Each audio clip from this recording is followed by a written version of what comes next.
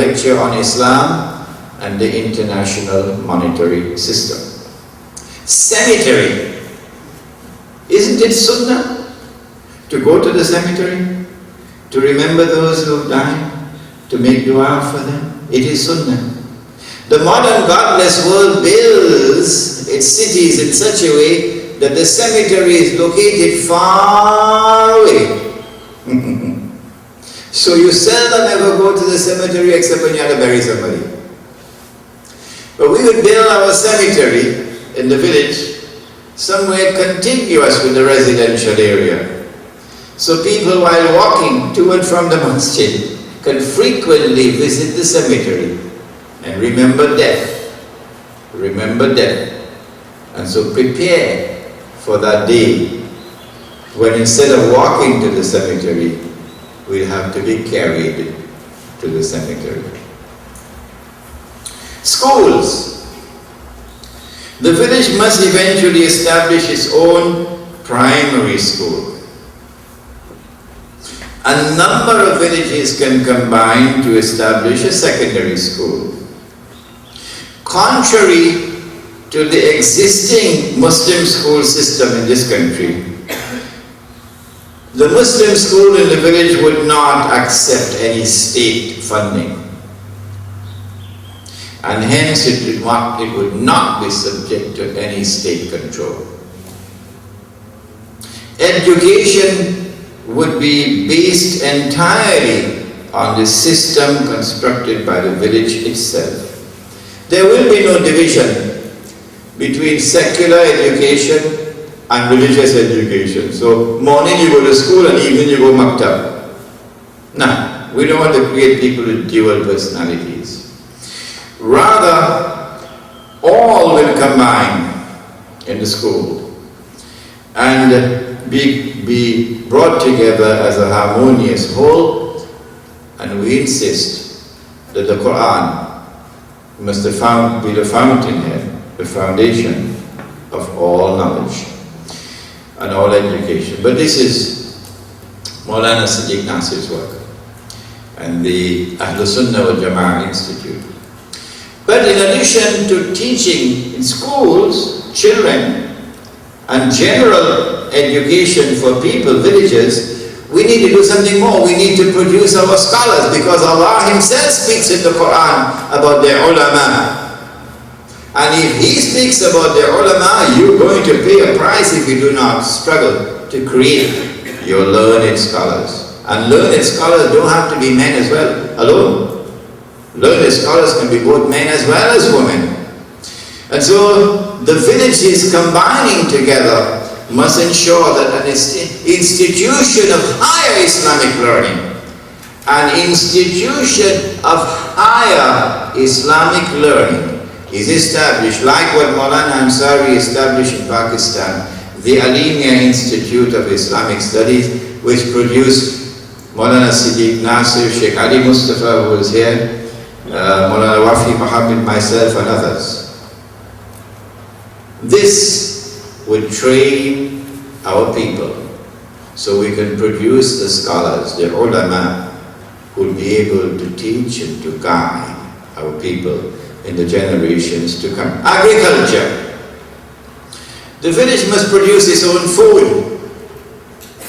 Why? Because Surah Al-Kahf of the Quran has guided us to that. When the young man woke up after 300 years in the cave, if you've been sleeping for 300 years and you wake up, the first thing you feel is hungry. So they sent someone to buy some food, and they gave him instructions. فَلْيَنْظُرْ أَيُّهَا أَزْكَى طَعَامٍ. Go search for that food which is purest. Meaning that you're living in a world in which food is constantly corrupted and contaminated. It will be a wonderful experience for any of you to go with Maulana Siddiq Nasir when he goes to a grocery shop to buy groceries. You see him examining every label very carefully. Because food is increasingly corrupted. You're eating and you ain't know it has some pork in it because they've concealed it very carefully. And once the pork got inside there, the angel ain't gonna come to you. And so we produce our own food and we consume what we produce. But we come back to that in a moment, inshallah. The cottage industries. An effort will be made to encourage beyond the agricultural base of the village. The agricultural base of the village is the base of the economy. But beyond that agricultural base, the village would encourage cottage industries. And so it will result in a diversified village economy. Particularly for those who are now working on minimum wage. Because if you're working on minimum wage, the chances are you're going to remain there forever and ever. But if you can get out of wage labor and produce your own goods in your cottage industries and sell, then Allah is the one who provides rizq and you can get out of minimum wage. The religious structure of the village. All Muslim residents in the village would constitute one Jamaat. At the back of the hall you find my book, One Jamaat, One Amir. And that book will spell out in detail the structure, the religious structure of the village. I'm just giving you a brief mention of it. All members of all people resident in the village, all Muslims resident in the village would constitute one Jamaat. That Jamaat would have one Amir. All members of the Jamaat would have to give a pledge to obey the Amir so that we can have discipline in this village. Any villager who is unwilling to obey the Amir, despite our efforts to convince him to do so, would have to leave the village.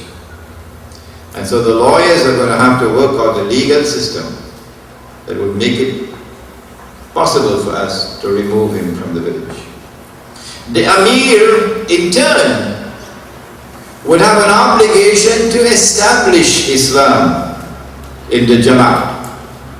It is not sufficient for us to be preaching Islam. Lecture after lecture after lecture after lecture. Man, we're tired of hearing you, man. Why don't you establish the thing? You're talking. Why don't you establish it? And so the Emir will have an obligation to establish Islam in the village. When you establish Islam, then your da'wah now has a second part.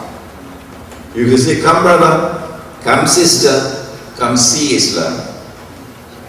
Come and see Islam.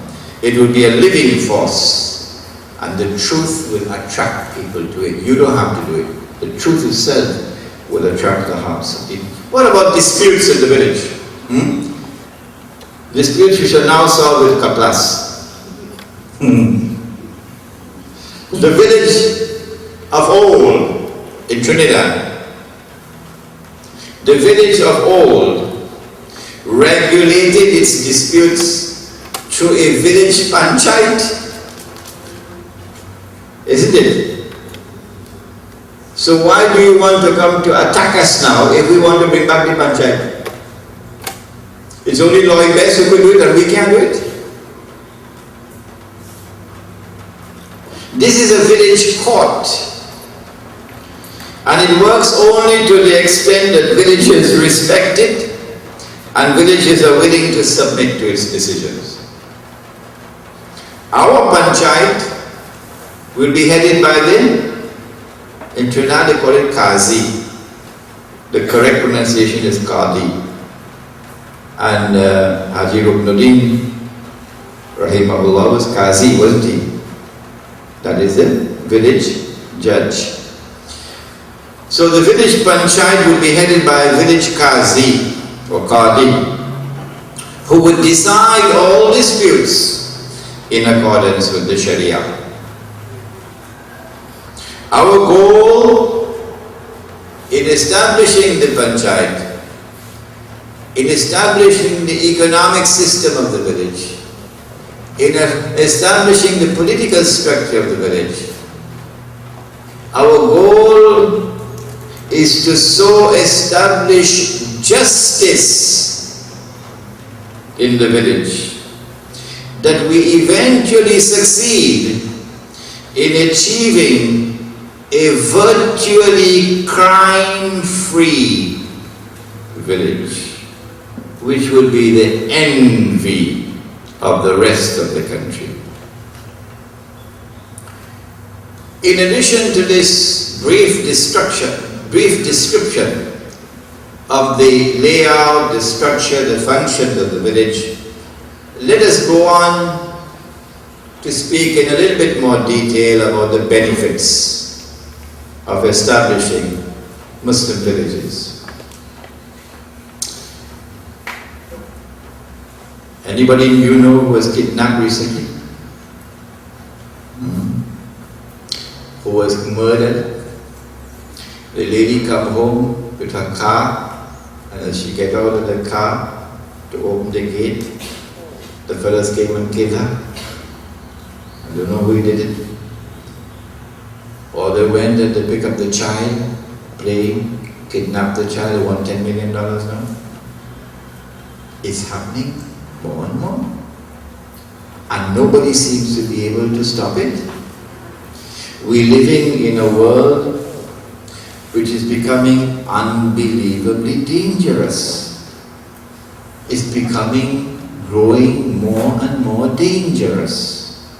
Murder, random killing, gang warfare, kidnapping, including the kidnapping of children, rape, robbery, all of these things are becoming commonplace that we didn't have when we were children growing up.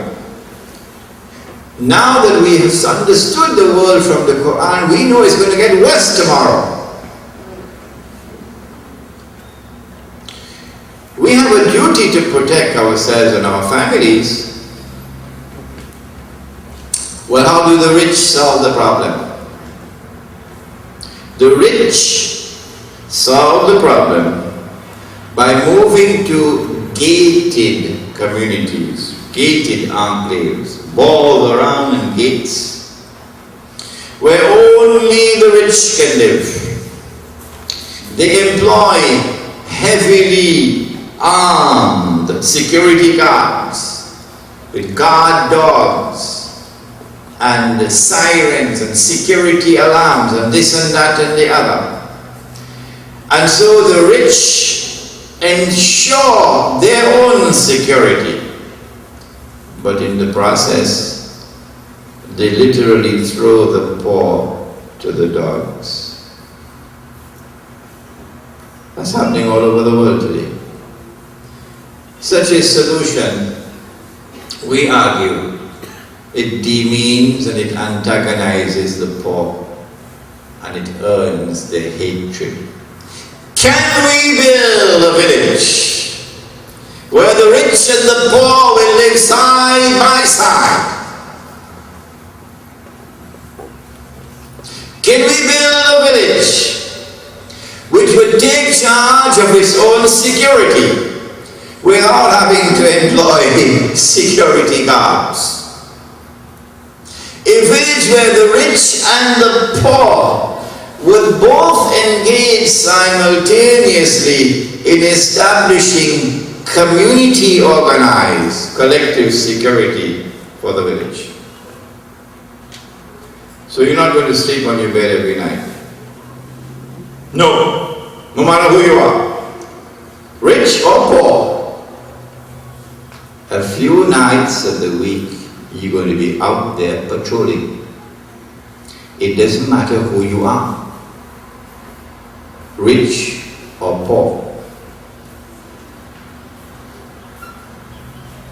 We believe that Islam can bring the rich and the poor together to live in in such a fraternity.